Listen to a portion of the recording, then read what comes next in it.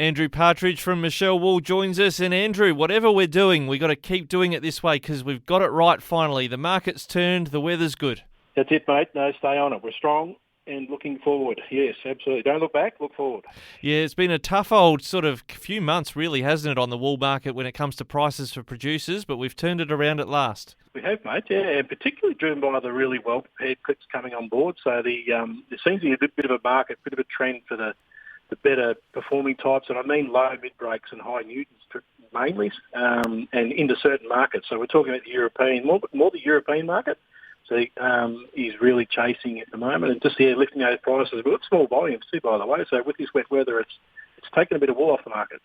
Well, that's a positive. There was a lot stockpiled before. Is it partly because winter's approaching in the Northern Hemisphere and maybe they won't have as much gas and energy as they usually do? We keep hearing the rumours and comments coming out of our main customer in China. They've been talking now for weeks that low supply agrees in the early stages of processing. So I think there is a need for them to buy wool in for those. They always look forward to the sort of February markets when the arse end of winter sort of comes in, and then they look to buying and replenishing their stock. So yeah, there is a bit of that going on. They've been holding back, and they're coming in now. Looks like, yeah. All right, and so it looks like positive price movement across the categories, but probably most strongly in those sort of lower fine levels.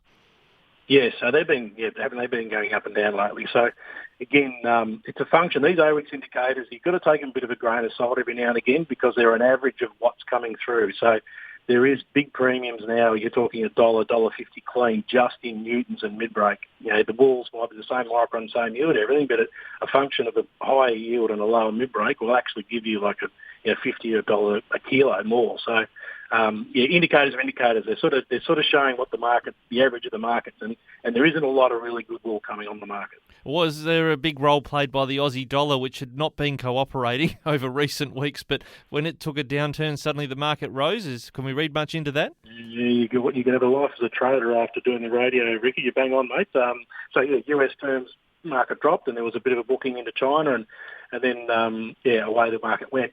Little word of caution now, obviously the currency's gone up a little bit again, and trading the last sort of 48, 72 hours has been a bit slack. But it's the hand-to-mouth guys that we've been talking about early on that need to buy, need to replenish it. Price becomes a little bit secondary. So why are we seeing, compared to last year, it looks like there's a fairly lower level of bales on offer even going into next week compared to what we had a year ago?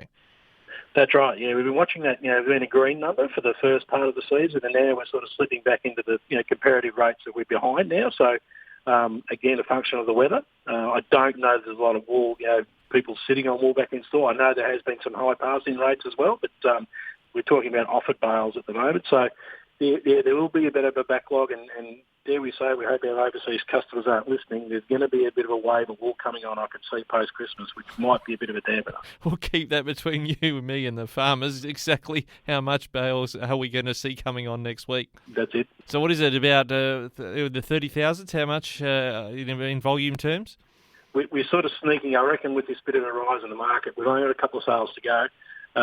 We could be nudging in the 40s in those last couple of sales before Christmas, but we're still under 40,000 bales nationally at the moment.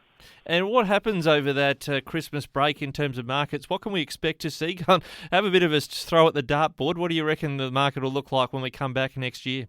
The Chinese always put a bit of a ring around February, don't they, with their New Year and so forth. So they talk positive and they get prepared and they come in the market. But we've still got those left field events, haven't we? We've got COVID and different things sort of affecting our thoughts and prayers when we want to talk about going forward. But certainly February, traditionally is not a bad market to sell into, but we've just got this bit of turmoil, obviously, with our economies. But I think China are pretty well paused. Their systems, they're pretty low on early stocks, so any little uptick in positivity will come through to market.